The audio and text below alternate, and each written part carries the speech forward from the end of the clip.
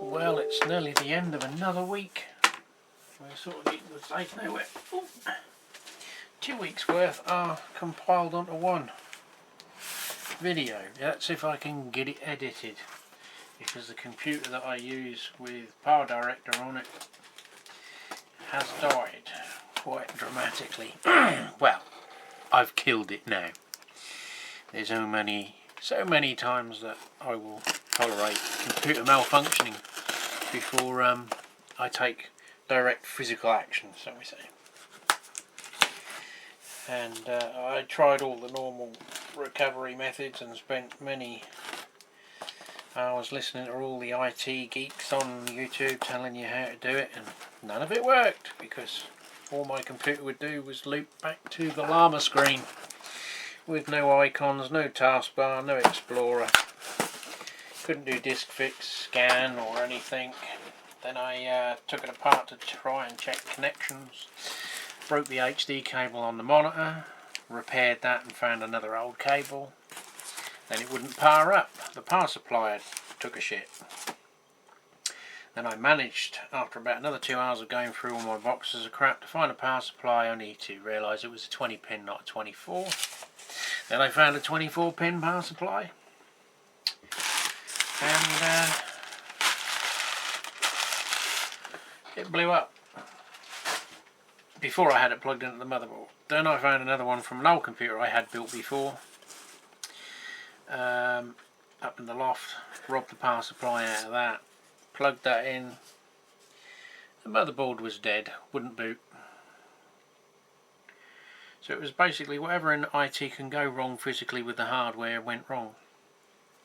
So I'm left with a hard drive that possibly works, but obviously now won't communicate with a new motherboard. And the power unit I've got only has one SATA power point for the hard drive and not a second one for the disk drive, because apparently I can download some program and a boot disk, because I can't find my Windows 7 disk either. So I had to buy one of these adapters, Molex to SATA. So we're now at the stage of now then I can get it to boot and do a repair, but obviously the hard drive's not communicating with the motherboard because they're all wrong BIOS settings and drivers, because it's an entirely different motherboard. So yeah, this might be the last video for a while, because I'll have to edit this on Microsoft thingy and I hate it as crap. And DaVinci and stuff like that. I did try to download that, the DaVinci Resolve is it, and I used that, but my cameras are getting on a bit and the format that they record in is not recognised by DaVinci Resolve. It doesn't even see it on the drive. So that means I would then have to put it through something like VLC, convert it to Windows Movie or something else, and you know, it's another operation. I've got to convert the software, or convert the file to something DaVinci can figure out, and then learn how to use DaVinci. You know, computers are supposed to make life easier, weren't they? Well, it looks like I've gained a free bent fish plate. So as you can see, I've got rather a large job lot of Airfix MK2D coaches for 60 something pounds, I think it was. And considering that well-known Liverpudlian area second-hand model shop are asking £18 to £20 for these, I got quite a good deal.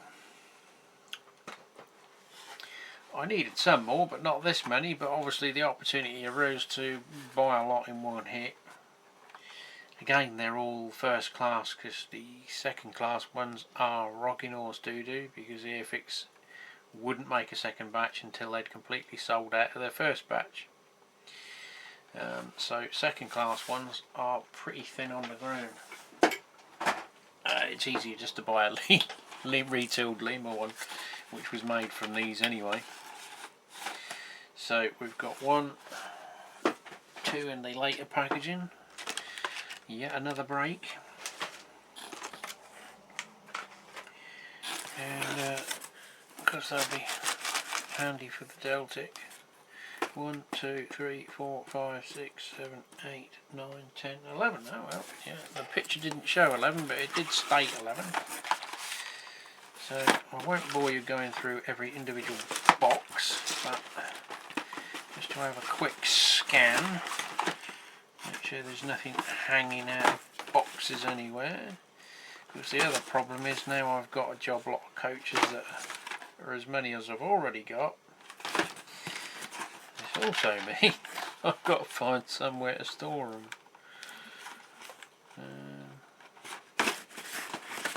Maybe in the space where a computer used to occupy a shelf soon. Yeah, well they look okay from initial box viewing. So yes, we have 10 MK2Ds.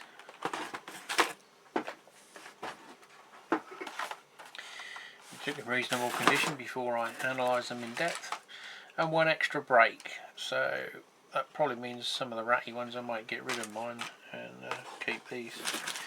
I might do a video if anyone's interested in the forthcoming future of either a live or probably a short won't be enough, of various locos. I've found a huge box I bought of die-cast cars, trucks, you know, Oxford, Lido, the not Matchbox, the Corgi, you know, it's a little bit of anything and everything. So there's some there that obviously aren't going to mix with my period of 30s, 40s. There's some that, you know, are just nice to have that I'll keep, but there's going to be quite a few that I don't want, sort of 60s sports cars and things like that.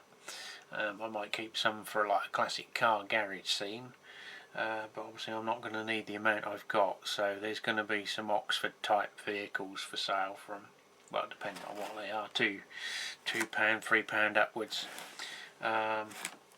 Some old DC locos, mostly I think diesel. There is a couple of steams that they work, but they need a little bit of TLC. There's a Scotsman, which, you know, they're the XR3i of the rail world, aren't they? So yeah, I might do it. Let me know if you want to see. If not, I'm just going to put them on Facebook or something. I'm not going to mess about with eBay, I don't think, because every time I put something on eBay now, even though I've been a seller for 10 years after this new payment scheme, every time I get paid they now decide that because I'm not a regular seller they must hold on to the money for 2 weeks instead of the 4 days. Also I have got 2 American N-gauge wagons, if anyone's interested. A centre beam, whoops, can't remember what the other one is. They are, well they were on eBay, they might go on eBay again because I've just had an offer come through. There's 2, I can't remember what the other one is. They're brand new, they're American N-gauge, so they're no good to me because what N-gauge I do have is UK based. So, and there's a Regional Railways Lima brake van, mint, in a box, which is also on there. Well, beginning of a new week. This was a little Bachmann haul of Network South East. We have a full brake.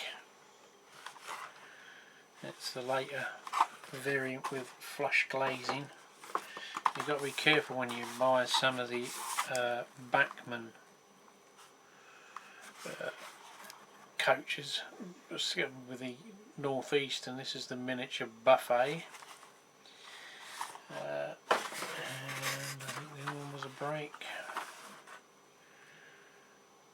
Corridor first.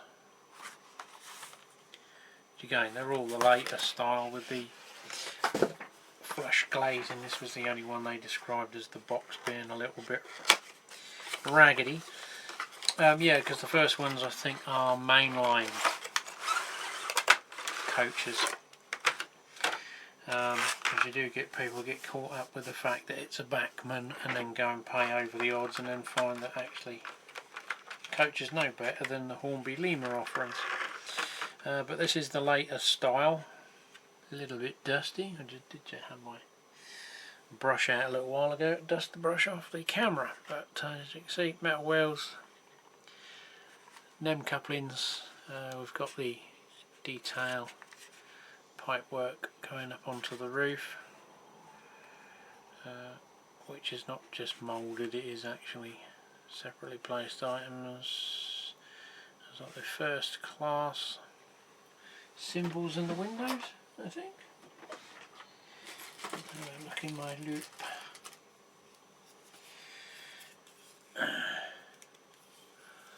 Let's have a look.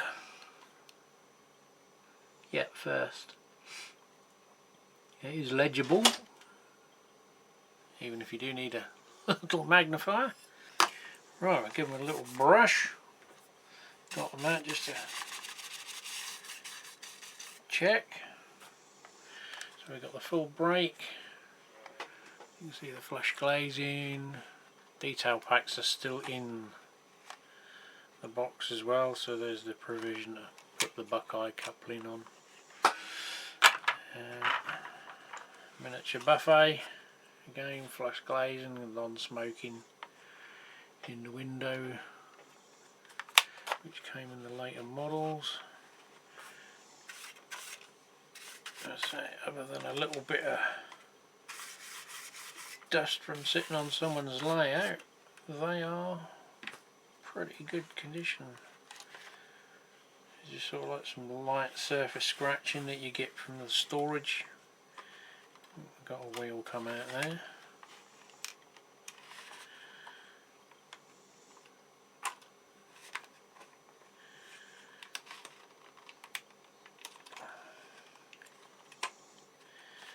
Let's try and get that in.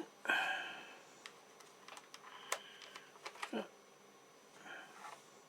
know how that happened. That's quite smooth running wheels. Judging by them, they've not done a huge amount of mileage. Again, they're all sort of the newer style. We've got the first class non-smoking labelling on the windows. This one's got a little bit more sort of grubbiness to it, but just looks like the real world wear and tear really. No hooks in the pack for this one, but I don't bother putting them on anyway because you're not going to see them when they're coupled.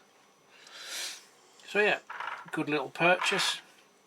I did have to fight a little bit to get these. The pictures didn't really tell you if they were going to be the, you know, the newer variant, but you could tell by the details on the roof, because the earlier ones you can't see, obviously they're moulded onto the roof.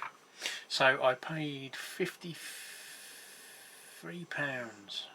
for the three, so less than 20 quid a pop, which for a newer style Bachmann is below average pricing.